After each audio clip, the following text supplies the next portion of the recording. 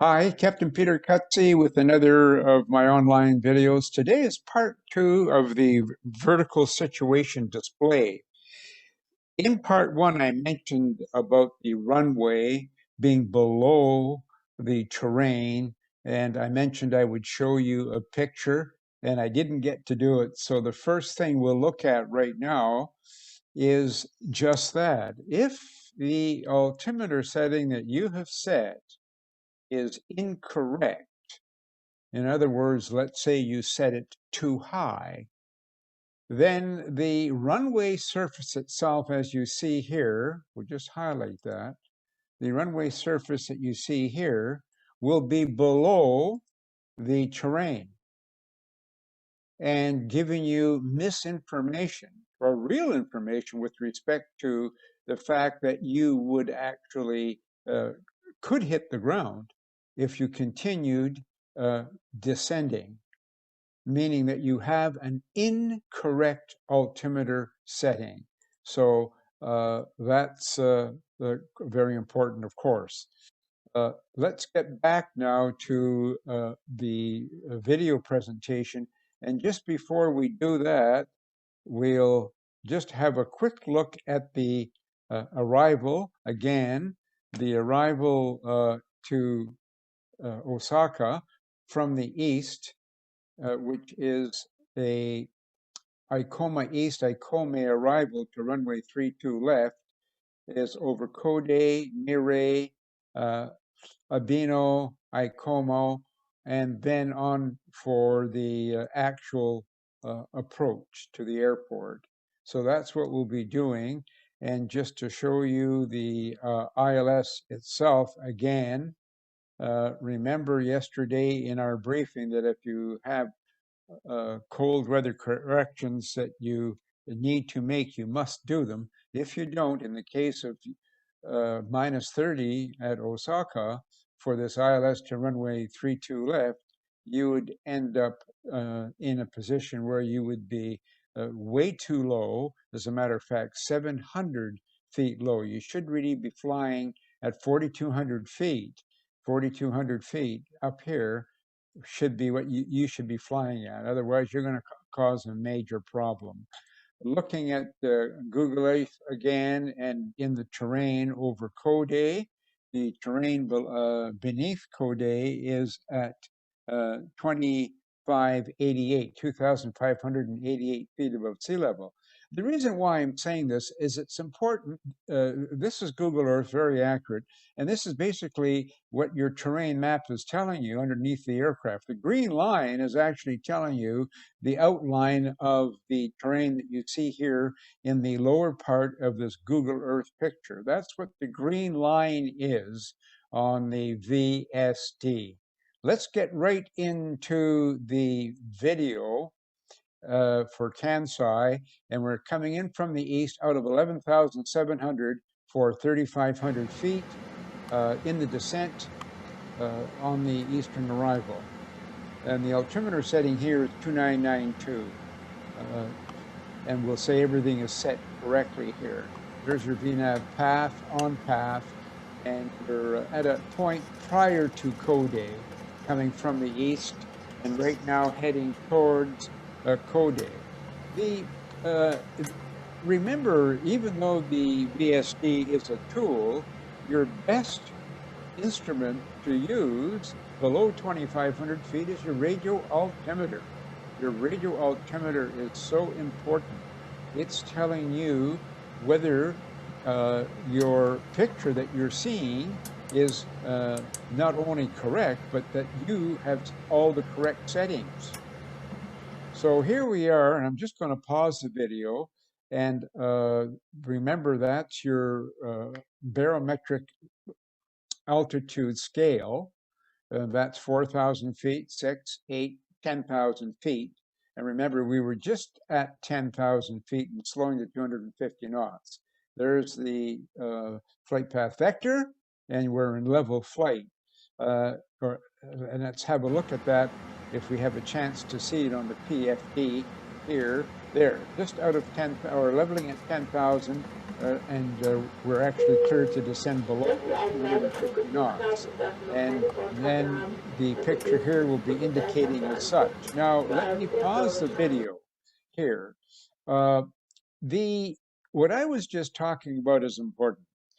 At this point in the flight, you do not have a radio altimeter reference, but you are, let's say, currently in a descent, let's say at 10,000 feet, let's say when we were at 10,000 feet. This is the height of the terrain, as I was mentioning to you before. The green line is the height of the terrain, all right? And on this scale here, that's 4,000, that's 2,000. So it looks like the terrain is somewhere close to 2,000 feet above sea level. So let's say at this point here, 2,000 feet above sea level, and at this point we're at 10,000. Let's just say we're at 10,000. So the difference between 10 and 2 is 8,000. So basically we're 8,000 feet above the ground. Now, this is what you want to be keeping in mind for your entire, especially on departure when you're close to the ground, and probably more importantly, or just as important, is on arrival. You want to be observing that. You have MSAs, and the MSA, minimum sector altitude, for the Ikome arrival from the east to Osaka to runway 32 left is 4,900 feet within 25 nautical miles of the facility. So you know that that's what the minimum safe altitude is. So you should always have a picture of that, and knowing what the minimum safe altitude means in mountainous areas and also in non-mountainous areas as far as the clearance. So keep that in mind as we are viewing this video.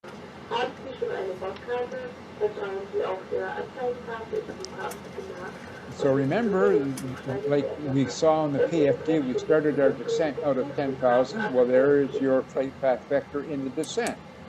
And here's a close-up view of it as we go by Mirey. And now he wants to bring in the VSD.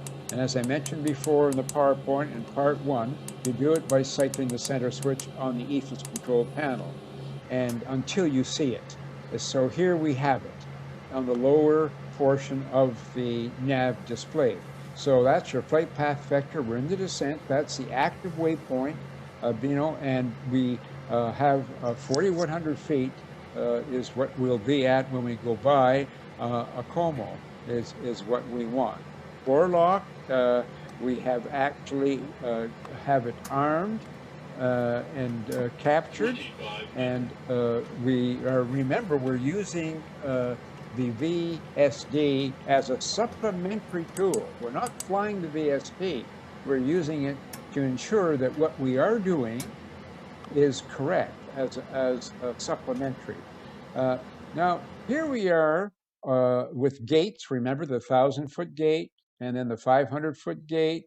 And there's the runway, and the runway is sitting on the green surface, which is correct. All right.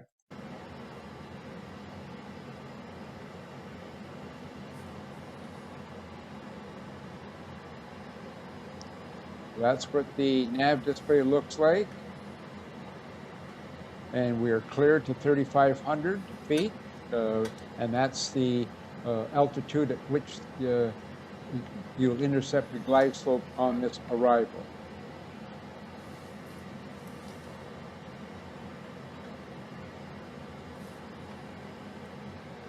Here we are out of 1,400 feet. Now, something that I will come back to this point later, 319. Let's go back and have a look at the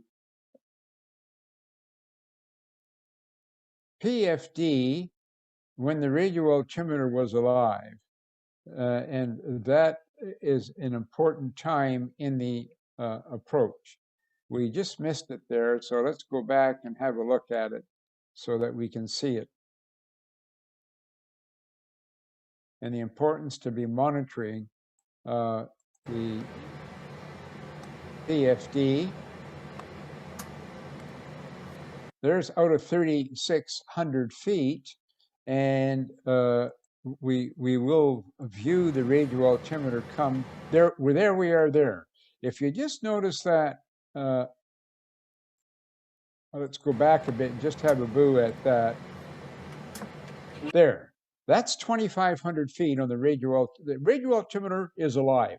This is your probably one of the most important, if not the most important, instrument you have on the flight deck when doing an approach, and it's really taken for granted, and that's why many airlines have it as a verbal call. Most important. So at this particular point, you're looking at 2,500 feet above the ground, and you're going through 3,600 feet.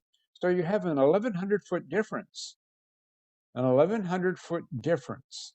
In other words, the terrain underneath the aircraft is at 1,100 feet MSL. So that green line on the VSD should be at 1,100 feet. That's what you're checking. And if it isn't, you know that perhaps you've got an incorrect altimeter setting. For instance, if you say, let's say you set the altimeter to a lower setting than what it actually was, you would be going through 3,600 feet, but your radio altimeter would be indicating quite a bit less. If there was a 1,000-foot error, it would be indicating 1,500. And if your radio altimeter was indicating 1,500 when you went through 3,600, you've got a big problem. Go around. So you've got to be checking the radio altimeter against the barrel. And remember, that's another reason why you've got to make those corrections I showed you in part 1. If you don't, you're not going to be able to have the correct comparison. So in this particular case, that's correct. The terrain below us at that point was 1,100 feet. Let's just stop the video and have a look at it. There we are, bang on 1,100 feet. There's 2,000, there's 1,000, there's 1,100 feet. So what I'm saying here is the altimeter setting that we have set on the PFDs of 2992 is correct. This is how you use VSD, the way I am briefing you right now, and the importance for checking that difference. Remember, it's not meant to be super precise, but even in the 1,100 foot, that looks like 1,100 feet, and that's what it should be. So the terrain is correct. The terrain map is correct for that particular area. And if we go back to Google Earth, that's 1,100 feet. Here we are here, and right at the Miré area. If you notice the red, that red arrow that you see on the screen over Miré, and that's our position here. And here we are at 1,100 feet, very close to it.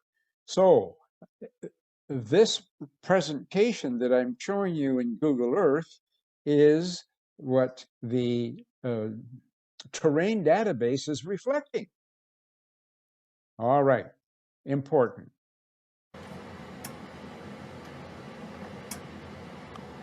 The runway, as I mentioned before, is sitting on the green terrain line, which is correct.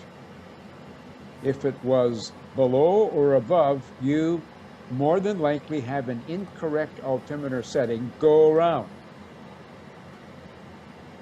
Because when you're below 2,500 feet on any approach, you're getting too close to the ground to be fiddling and wondering, why is it doing that? There's something wrong. And before you know it, you'll have a GPWS when you shouldn't be having a GPWS because you're flying too low. In today's case, a 700-foot error. Remember that, if you didn't make those corrections by the final approach fix. Well, here's the runway 32 left. And here's the first gate at 1,000. If you notice, there's the 1,000-foot marker, and because Osaka is 49 feet above sea level, it's very close, the same as above the ground. So we'll just pause it there, and I want to reiterate the fact again that if that's all you remember, and it's a lot, when using the VSD, use it in conjunction with the radio altimeter when below 2,500 feet and make sure the math computes. If the math does not compute, go around, get a proper altimeter setting, and try and shoot another approach.